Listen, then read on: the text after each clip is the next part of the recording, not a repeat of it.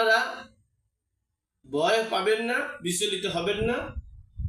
আমি বাংলাদেশের এখনো সংবিধান মতে নির্বাচিত প্রধানমন্ত্রী এবং বাংলাদেশের রাষ্ট্রপতি অর্থাৎ রাষ্ট্রের প্রধান যিনি রাষ্ট্রপতি আছেন এবং সেনাবাহিনীর প্রধান তিনিও আছেন এবং বাংলাদেশের সংবিধানও আছে। তো সংবিধান মতে দেশ পরিচালিত হচ্ছে। আর এই অন্তর্বর্তীকালীন উপদেষ্টার কোনো ভিত্তি নেই। আপনাদের একটা মেসেজ ক্লিয়ার করে দিচ্ছি, প্রধানমন্ত্রীর উপদেষ্টা মণ্ডলী থাকে। প্রধানমন্ত্রীর উপদেষ্টা মণ্ডলীরা হয়তো কোনো অপরাধের সাথে সম্পৃক্ত থাকায় তাদের সমস্যা হইতে পারে, সে বিধেই প্রধানমন্ত্রীর অনুপস্থিতিতে উপদেষ্টারা রাষ্ট্রপতি এবং সেনাবাহিনীকে সহযোগিতা করবে। সেজন্যই মূলত উপদেষ্টা কমিটি করা হয়েছে। আর এই উপদেষ্টারাই শুধুমাত্র রাষ্ট্রপতি এবং সেনা প্রধানকে সহযোগিতা করছে, এছাড়া আর কিছুই নেই। আপনারা বিভ্রান্ত হবেন না, আপনারা দুশ্চিন্তিত হবেন না, আপনারা কোনো বিচলিত হবেন না, কোনো উগ্রবাদী মৌলবাদী জঙ্গিদের সাথে কোনো তর্কে বিতর্কে জড়াবেন না। যদি আপনাদের বেশি উচ্ছৃঙ্খল করে তাহলে সেনাবাহিনীকে অবগত করবেন, থানায় অবগত করবেন। বাঙালি জাতি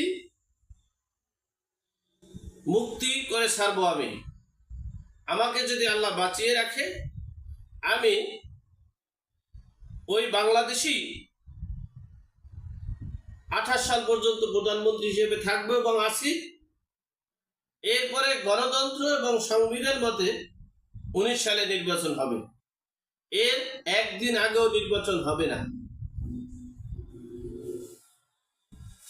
আপনাদেরকে আরেকটা মেসেজ ক্লিয়ার করতে চাই, ডক্টর মোহাম্মদ ইউনূস তিনি 22 তারিখ জাতিসংঘে যাওয়ার কথা ছিল, সেখানে 24 তারিখ তাকে সংবর্ধনা দিয়ে দেওয়ার কথা ছিল, কিন্তু দুর্ভাগ্যবশত তিনি তো রাষ্ট্রের প্রধান নয়। রাষ্ট্রের প্রধান হচ্ছে বঙ্গকন্যা জননেত্রী শেখ হাসিনা। তাহলে তাকে কিভাবে সংবর্ধনা দিবে? সেখানে সংবর্ধনা দিতে পারছে না। এমনকি মাননীয় প্রধানমন্ত্রীকে আহ্বান করছে ওই সম্মেলনে যোগদান করা, কিন্তু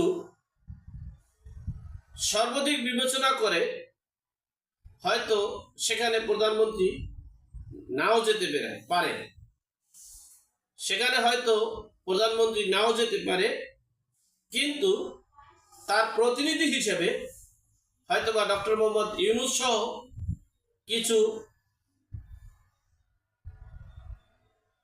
কিছু ঊর্ধ্বতন কর্মকর্তাদেরকে রাষ্ট্রপতি ও সেনাবাহিনী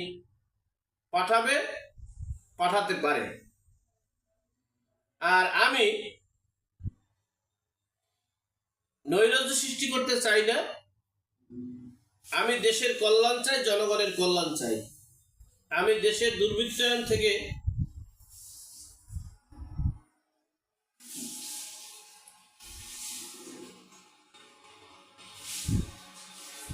শুরু হয়েছে, গোসল নেওয়া খাওয়া সব শুরু হয়ে গেছে, আর হবে না কাজ।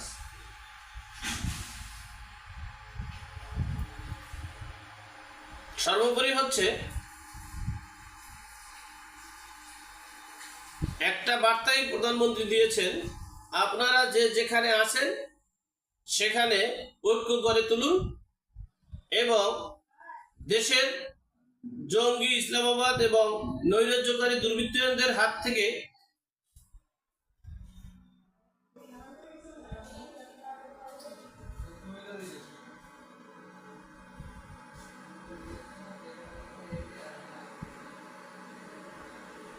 আমি যদি বঙ্গবন্ধু শেখ মুজিবুর রহমানের কন্যা হয়ে থাকি, তাহলে এই বাঙালি জাতিকে জঙ্গি মৌলবাদী দুর্বৃত্তায়নের হাত থেকে মুক্ত করব ইনশাআল্লাহ। আপনারা যে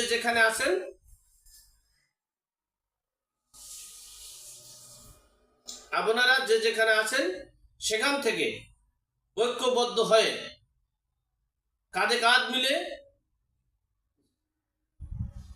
সকলে একত্র পোষণ করে সকল অন্যায়ের প্রতিবাদ গড়ে তুলবেন, এমনটাই প্রত্যাশা করছি।